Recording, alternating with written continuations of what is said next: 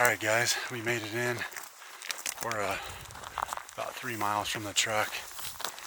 Nothing too crazy yet. We gotta, we're gonna go about 2 more miles or so and set up our spike camp.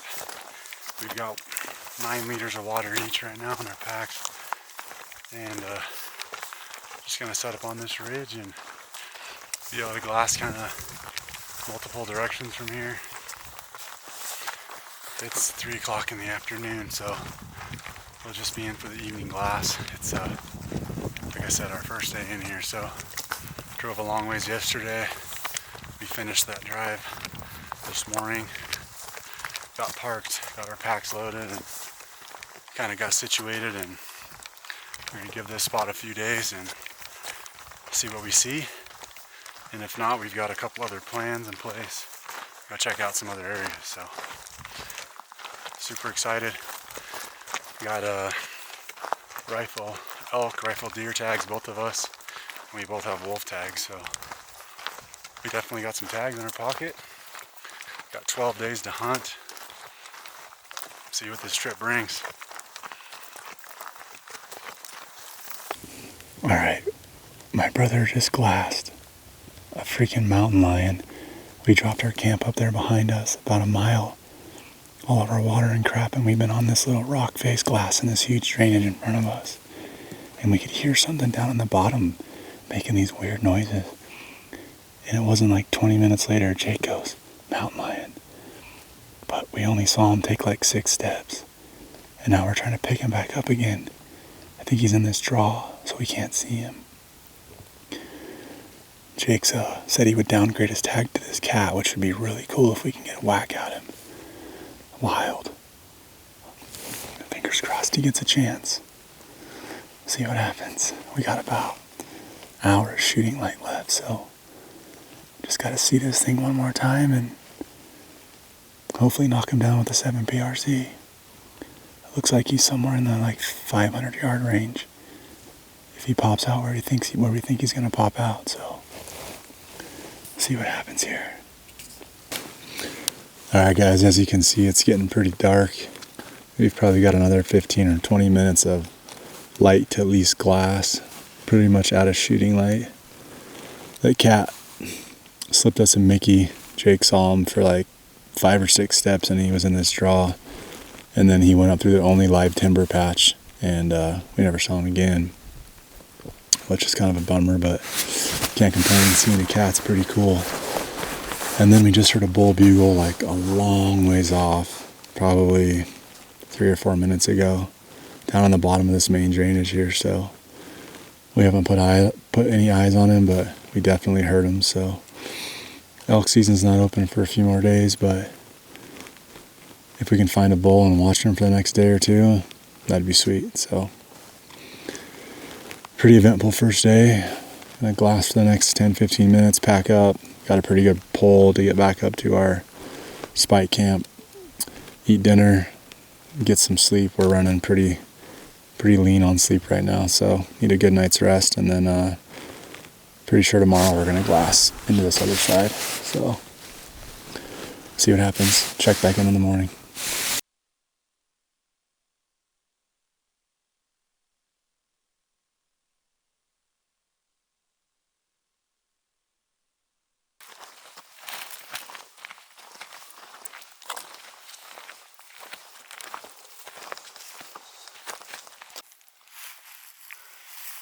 I mean, we can also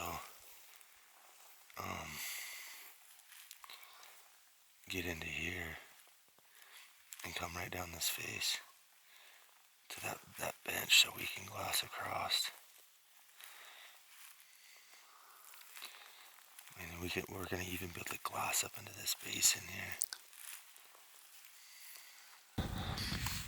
Yeah, so we got up this morning, hiked probably half a mile down the trail, and it was kind of too dark, so we took a quick break, and we started just pushing over the top of this ridge so we could glass over this other side, and ended up seeing a buck up on this flat, and we just took a shot about 300 yards. He's hit, but we don't know if he's down yet.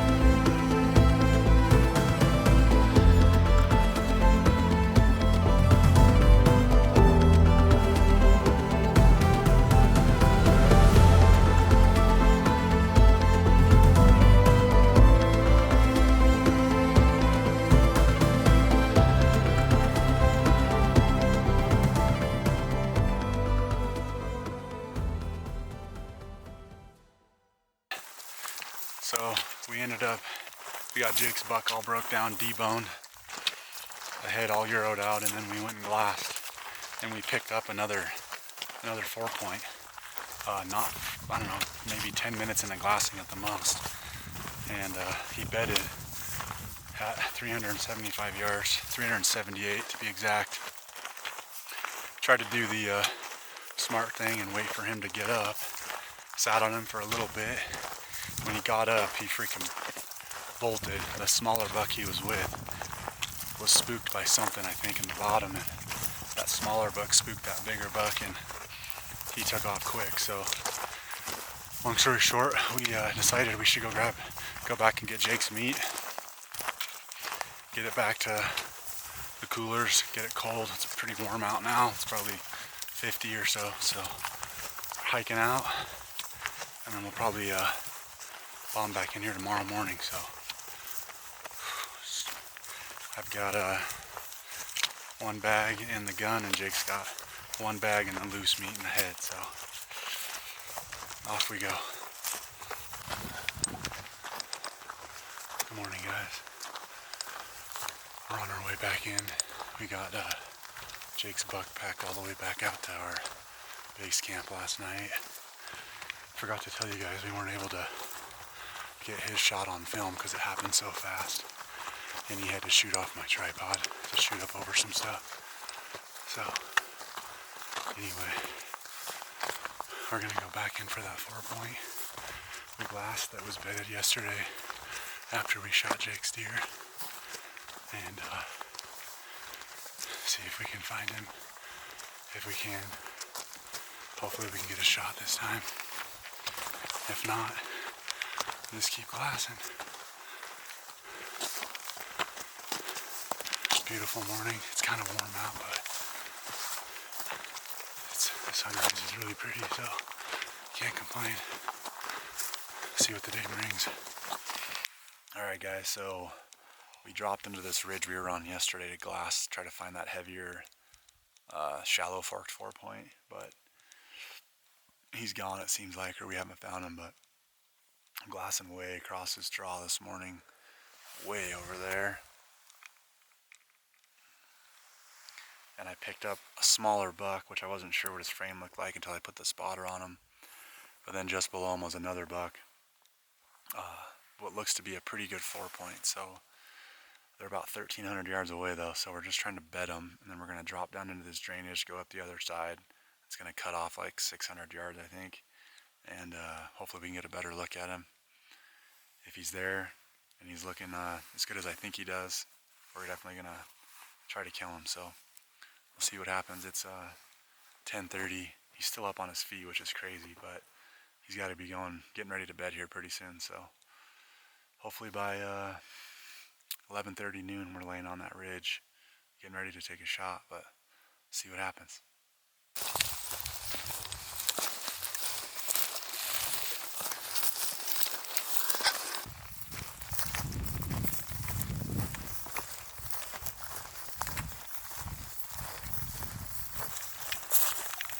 Alright guys, we just bedded that buck like 15 minutes ago.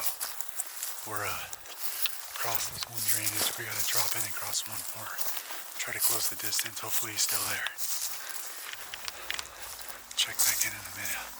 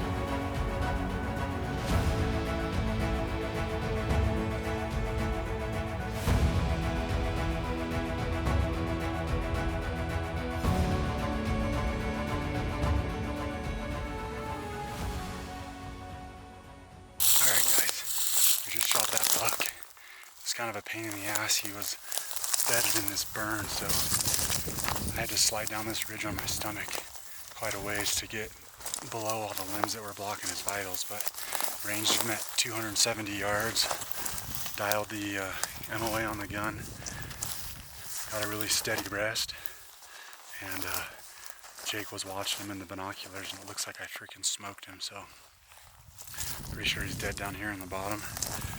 I dropped down like 400 or 500 feet, and hopefully recover him. And then we got like a 1,000-foot climb back to this ridge, and a couple miles to get out of here, so fingers crossed he's piled up down here in the bottom. It sure looked like I hit him really good in the scope, so I think he's lucky he's going to be dead down here, but we'll see. Buck down. We're about 100 yards from the bottom, and I just glassed down right below where he was bedded, and he's piled up against the log. So buck down. Got our buck tags filled. We got like 9 or 10 days to try to fill our bull tags, so couldn't have got off to a better start. Got some work cut out for us to get out of this drainage, but it's part of it. So get them broke down in this heat, get them in bags, get them deboned, and should be able to get them out in one trip. It's gonna be heavy, but we're used to it. It is what it is.